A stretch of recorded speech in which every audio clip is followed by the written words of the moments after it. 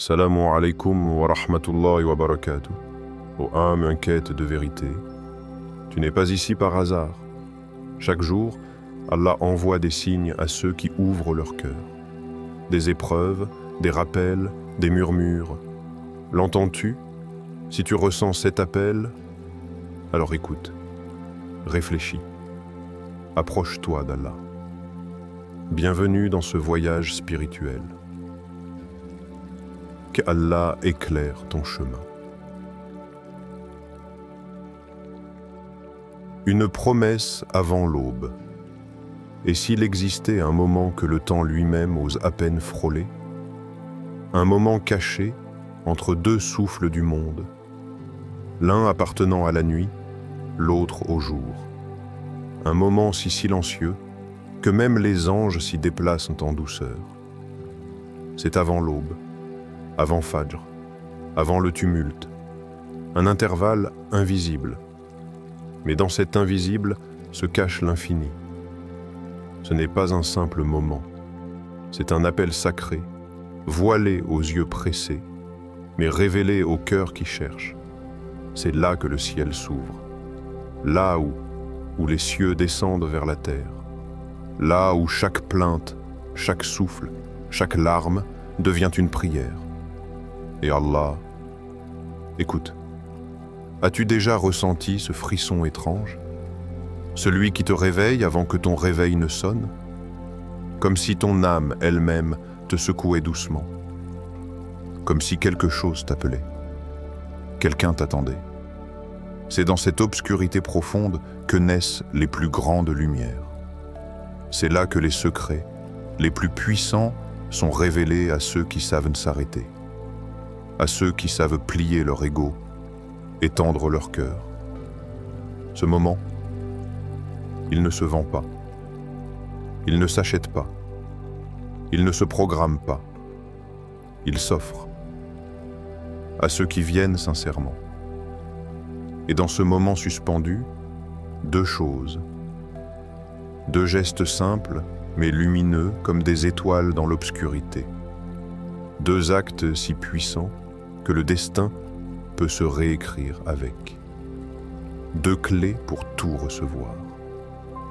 Pas seulement ce que tu désires, mais ce que ton âme réclame en silence depuis toujours.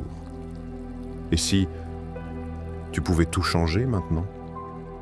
Pas demain, pas quand tu seras mieux, mais là, ce soir, avant Fajr.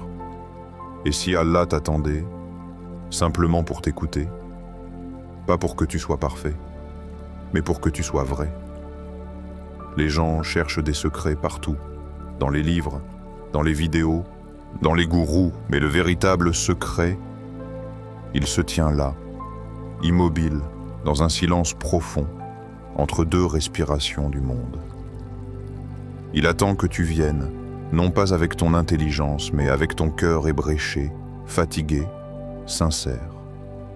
Il y a ceux qui dorment, et il y a ceux qui se lèvent, non pour travailler, non pour prouver quoi que ce soit, mais pour rencontrer celui qui détient tout. Avant le Fajr, il n'y a pas de bruit. Il n'y a pas de likes, pas de regards, pas de jugement. Juste toi et ton Seigneur. Juste toi et cette voix intérieure qui crie alors que tout le monde dort. Peut-être que tu as l'impression que rien ne marche dans ta vie. Que tu fais des efforts mais que rien ne se débloque. Peut-être que tu cries dans ton cœur, mais personne ne répond. Mais est-ce que tu t'es déjà levé avant Fajr, pas pour accomplir une obligation, mais pour offrir ton cœur, tes doutes, tes douleurs à Allah? Comme on offre une lettre ouverte à un ami qui comprend tout, même le non-dit? Il y a dans ce moment une promesse silencieuse, qui ne s'écrit pas sur papier, mais qui se grave dans les veines de l'univers. Si tu viens vers moi, je viendrai vers toi. Alors, es-tu prêt à découvrir ces deux choses? Pas des rituels magiques, non, mais des actes profonds, faits dans l'intimité de la nuit. Des actes qui peuvent briser des chaînes invisibles guérir des blessures anciennes et faire pleuvoir une paix que même les mots ne peuvent décrire. Les prophètes, les sages, les gens au cœur illuminé, ils avaient tous ce secret en commun. Ils connaissaient ce moment. Ils le chérissaient. Ils y allaient comme on va à une source après des jours dans le désert. Et toi? Vas-tu aussi découvrir cette source? Ou vas-tu encore repousser cette rencontre avec celui qui t'aime plus que ta propre mère? Car dans les profondeurs de la nuit, dans ce moment volé au monde, une voix douce appelle. Elle ne crie pas. Elle chuchote. Viens à moi, et je te donnerai tout. La pleine puissance du dernier tiers de la nuit. Imagine, tout est calme, le monde dort, les rues sont vides. Les lampadaires émettent une lumière pâle, presque timide. Le silence est si profond que même le bruit du vent semble sacré. Pas de téléphone, pas de notification, pas de bruit. Juste toi et l'univers. Mais ce que tu ne vois pas, c'est ce qui se passe au-dessus. Ce que tu ne ressens pas encore, c'est cette vibration céleste qui traverse les cieux. Un moment suspendu. Le dernier tiers de la nuit. C'est là que les voiles tombent, là que les barrières s'effacent, là que celui qui a créé ton cœur se rapproche de toi, plus que tu ne l'as jamais imaginé. Le prophète nous a transmis ces mots sublimes, des mots qui traversent les siècles et les douleurs. Notre Seigneur descend chaque nuit au ciel le plus bas, quand il ne reste que le dernier tiers de la nuit, et il dit « Qui m'invoque afin que je lui réponde? Qui me demande afin que je lui donne? Qui implore mon pardon afin que je lui pardonne ?» Sahih al-Bukhari. Lis ces mots encore une fois, pas comme un texte religieux que tu récites par habitude. Lise-les comme une invitation divine. Allah descend vers toi, pas par besoin, mais par amour. Et toi, que fais-tu à ce moment-là?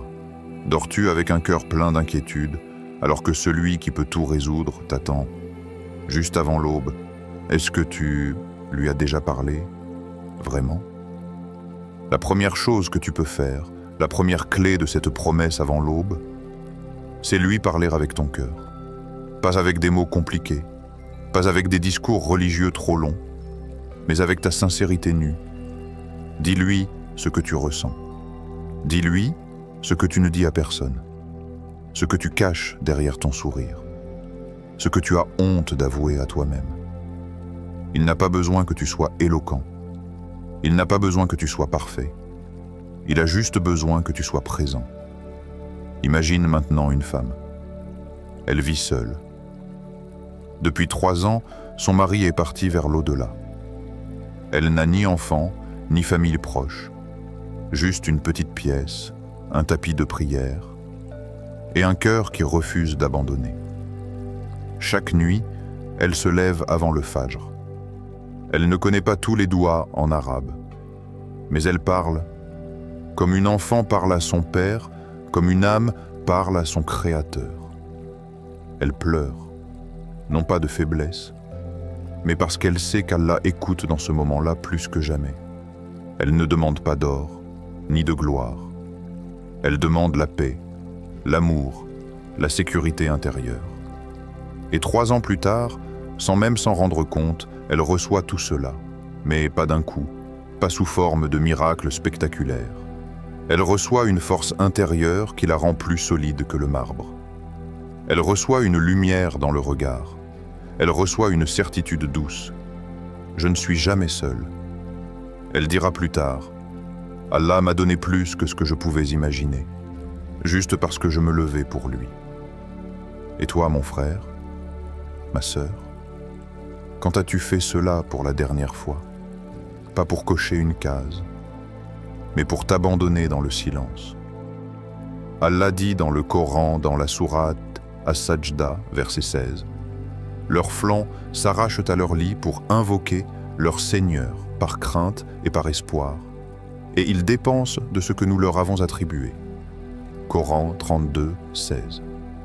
Ce ne sont pas des anges. Ce sont des êtres humains comme toi, fatigués, inquiets, imparfaits. Mais ils se lèvent. Ils déchirent leur confort. Ils sacrifient ce sommeil doux pour se tenir devant celui qui ne dort jamais. Et toi, as-tu goûté à cette paix qui vient après les larmes? As-tu déjà parlé à Allah comme on parle à un confident? Quand le monde entier dort. Parfois, tu crois que ta vie ne change pas, mais c'est juste que tu n'as pas encore parlé avec ton cœur. Tu fais des duas comme on fait une liste de courses. Mais lui, il attend ton authenticité. Il ne veut pas des mots appris sans vie. Il veut tes tremblements, tes doutes, tes rêves étouffés. Il veut que tu viennes vraiment. Alors, ce soir ou demain à l'aube, fais-le, debout dans le silence. Regarde le ciel et parle-lui. Si tu veux nourrir ton âme et mieux comprendre les signes d'Allah, alors cette chaîne est pour toi. Veillez, abonné sur cette chaîne. 2. La puissance d'une doua qui change une destinée. Et maintenant, écoute doucement. Respire. Car ce que tu vas entendre n'est pas un conseil. C'est un secret soufflé d'âme à âme. La deuxième chose à faire avant le fajr, c'est une doua. Mais pas n'importe quelle doua. Pas une prière égoïste, pas un monologue pour combler tes propres vides. C'est une doua qui parle des autres. Une invocation qui traverse ton propre besoin pour toucher celui d'un autre. Une prière silencieuse pour un être cher ou même un inconnu. Et c'est là que la magie céleste se déclenche. Car parfois, Allah te donne ce que tu n'as même pas osé demander pour toi, parce que tu as demandé sincèrement pour un autre. Souviens-toi de ce que dit Allah dans le Coran, dans la sourate Al-Baqarah, verset 186. Et quand mes serviteurs t'interrogent sur moi, alors je suis tout proche. Je réponds à l'appel de celui qui m'invoque, quand il m'invoque. Coran 2, 186. Lise bien. Je suis tout proche, pas loin, pas inaccessible, pas distant, mais proche. Tellement proche que même un murmure dans ton cœur peut devenir un cri dans les cieux. Mais si tu veux vraiment voir Allah transformer ton destin, et c'est ceci. Dans ton moment de solitude, pense à quelqu'un d'autre. Peut-être ta mère, qui sourit pour cacher sa fatigue. Peut-être un frère éloigné, qui ne prie plus, mais dont tu connais les blessures. Ou peut-être une personne que tu as croisée dans la rue. Un réfugié, un sans-abri, un enfant abandonné. Demande pour lui. Demande comme si c'était toi. Avec chaleur, avec larmes, avec foi. Histoire réelle. Un jeune homme, ruiné, sans emploi, sans avenir clair. Il avait tout perdu. Son commerce, sa réputation, ses rêves. Mais il gardait une chose, une habitude sacrée. Il se levait chaque nuit avant le fajr. Pas pour demander des millions, pas pour que le monde le reconnaisse, mais pour un ami encore plus brisé que lui. Chaque nuit, dans le silence, il levait les mains pour lui. Ya Allah, donne-lui un travail, apaise son cœur, ouvre-lui une porte, même si tu ne m'en ouvres aucune. Répétez, nuit après nuit, sincèrement. Quelques mois plus tard, cet ami a trouvé un travail stable, honorable, et dans ce travail, il a pensé à son frère qui priait pour lui. Il a recommandé son nom. Et voilà que celui qui faisait la doua est engagé, tu vois? Allah a tout orchestré. Subhanallah. Est-ce que ce n'est pas là une leçon pour l'âme? Peut-être que ce que tu veux viendra, mais à travers ce que tu offres aux autres. Allah est celui qui voit l'intention. Il sait ce que tu fais dans le silence. Et parfois, c'est ce silence-là qui crie le plus fort aux portes du ciel. Réfléchis. Quand as-tu été sincèrement heureux pour quelqu'un d'autre? Pas par jalousie, pas en te comparant, mais en disant vraiment Ya Allah, bénis-le, multiplie pour lui, même si moi je n'ai rien. Est-ce que tu as déjà fait une doua pour un ami, sans jamais lui dire que tu le faisais? Juste entre toi et Allah, c'est cela, la beauté cachée de l'islam. C'est cet amour invisible, cet acte discret, qui transforme les destins. Regarde encore ce verset dans la sourate Al-Insan, verset 9. C'est pour le visage d'Allah que nous vous nourrissons. Nous ne voulons de vous ni récompense ni gratitude. Coran 76, 9. Ce verset ne parle pas que de nourriture physique. Il parle de toute forme de don. Et la doua est une forme de don spirituel, invisible, mais puissante.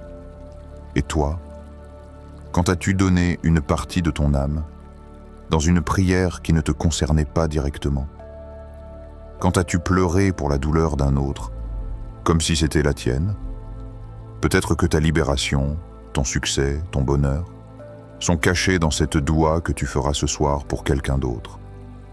Alors, la nuit prochaine, avant le Fajr, souviens-toi de cette deuxième clé. Lève les mains, ferme les yeux, et dis à Allah, donne-lui tout, même si je ne reçois rien. Et regarde ce que lui, le généreux, le miséricordieux, le tout proche, fera de ton destin. 3. Si tu fais ces deux choses, voici ce qui t'attend. Style, prophétique, impactant, vibrant. Il y a des vérités qu'on lit, mais qu'on ne ressent jamais. Et pourtant, elles sont là, évidentes, brûlantes, réelles. Tu veux entendre une vérité? Écoute bien. Ce qu'Allah peut te donner dépasse ce que ta langue saura un jour demander. Ton imagination a des limites. Ton langage est étroit. Mais Allah, lui, il ne connaît ni barrière, ni fin. Mais il attend. Il attend un signe de toi. Pas un miracle, pas une perfection. Juste un pas sincère. Une intention pure.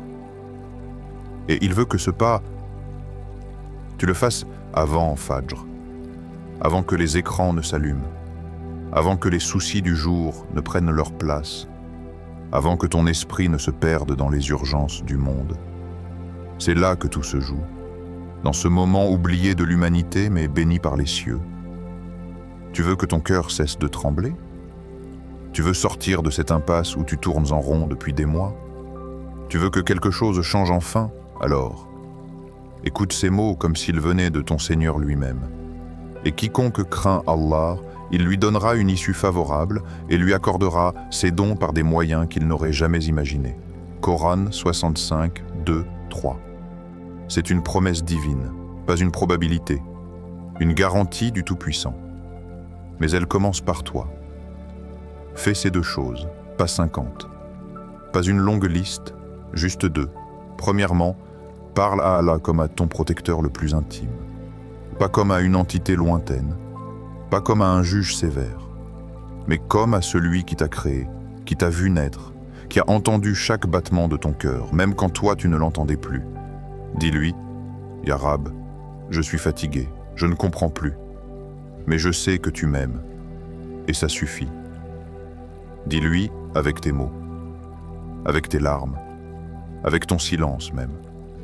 Car parfois, ton silence est une prière. Deuxièmement, fais une doua pour les autres, avec amour, avec force, avec sincérité.